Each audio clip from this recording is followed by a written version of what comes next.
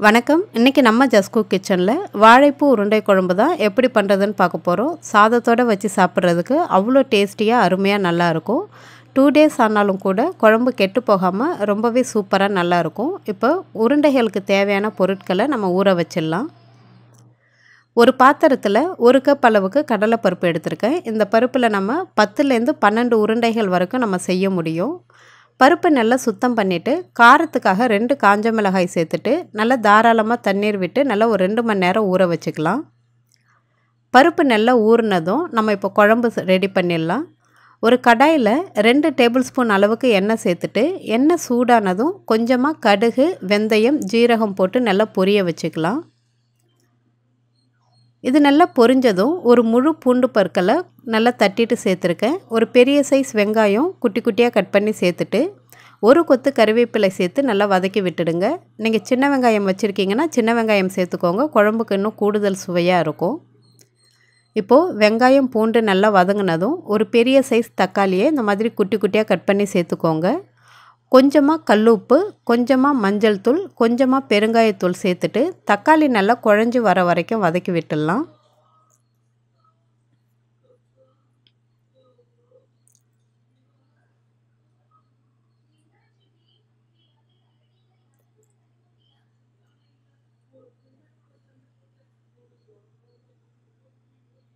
இப்போது தக்காளி நல்லாவே குழஞ்சி வந்திருக்கு. இது கூட காரத்துக்காக நம்ம இப்போது குழம்பு மிளகாய்த்தூள் சேர்க்க போகிறோம்.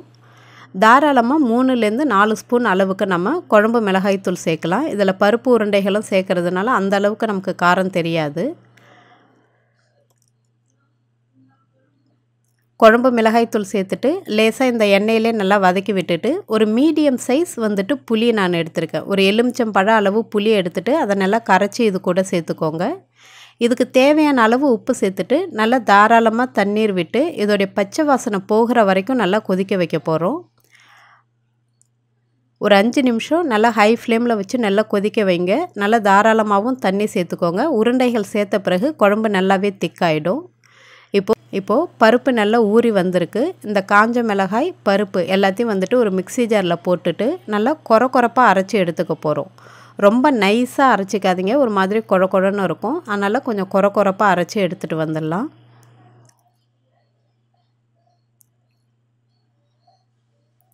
இப்போது இந்த பருப்பும் வந்துட்டு நல்லா மஞ்சு வந்திருக்கு.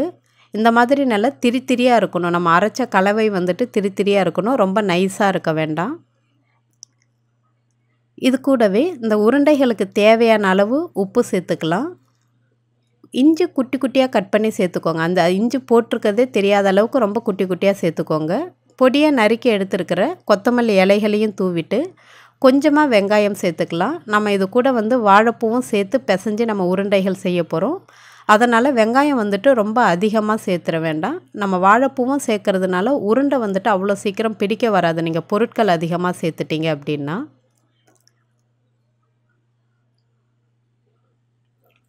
இது கூடவே ஒரு 2 கை அளவுக்கு நான் வாழைப்பூ சேர்க்க போகிறேன். வாழைப்பூவை இந்த மாதிரி தண்ணியில் போட்டு வச்சுக்கோங்க. நான் வந்துட்டு எலுமிச்சை சாறு கலந்த தண்ணியில் போட்டுட்டு 2 முறை அலசிட்டு தனியாக எடுத்து வச்சுருக்கேன். நல்லா பூ வந்துட்டு நல்லா கருத்து போகாமல் இருக்கும். இப்போது பூவையும் சேர்த்து நல்லா பிசைஞ்சு விட்டுடுங்க. எல்லா பொருட்களும் நல்லா ஒன்று சேர்ற மாதிரி பிசைஞ்சு விட்டிங்க அப்படின்னா அந்த உருண்டை பிடிக்கிறதுக்கும் வசதியாக இருக்கும். பொருட்கள் அதிகமாக நீங்கள் போட்டு பிசைஞ்சிங்க அப்படின்னா உருண்டைகள் வந்துட்டு நல்லா ஷேப்பாக இருக்காது குழம்புல.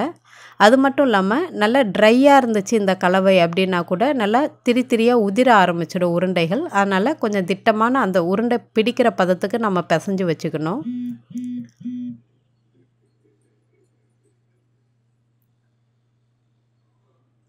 இப்போது இந்த மாதிரி சின்ன சின்ன உருண்டைகளாக பிடிச்சிட்டு தனியாக ஒரு பிளேட்டுக்கு மாற்றிக்கோங்க. குழம்பு நல்லா கொதித்ததும் நம்ம அது கூட சேர்த்துக்கலாம்.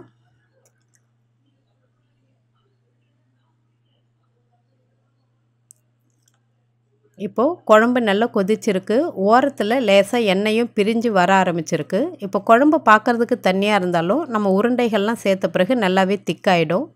இப்போ நம்ம உருண்டைகள் சேர்க்கறதுக்கு முன்னாடி குழம்பை நல்லா சிம்மரில் மாற்றிக்கோங்க. ஹை ஃப்ளேமில் வச்சு போட்டிங்கன்னா இந்த உருண்டைகள்லாம் வந்துட்டு திரியாக வர ஆரம்பிச்சிடும். இந்த மாதிரி பொறுமையாக ஒவ்வொரு உருண்டைகளாக நல்லா பொறுமையாக சேர்த்துட்டு நல்லா லோ ஃப்ளேம்லேயே வச்சு எல்லா உருண்டைகளையும் சேர்க்கலாம்.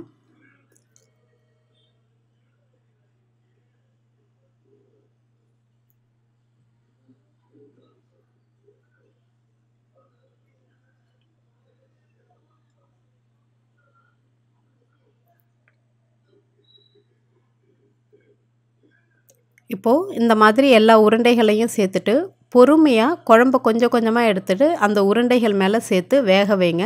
ஹை ஃப்ளேமுக்கோ இல்லை மீடியம் ஃப்ளேமுக்கோ மாற்றிடாதீங்க. கொஞ்சம் கொஞ்சமாக அது பருப்பு உருண்டைகள்லாம் வேக ஆரம்பித்ததும் லைட்டாக அந்த உருண்டைகள்லாம் மிதக்க ஆரம்பிக்கும். லேசாக ஃப்ளோட் ஆக ஆரம்பிக்கும் அந்த குழம்புலையே.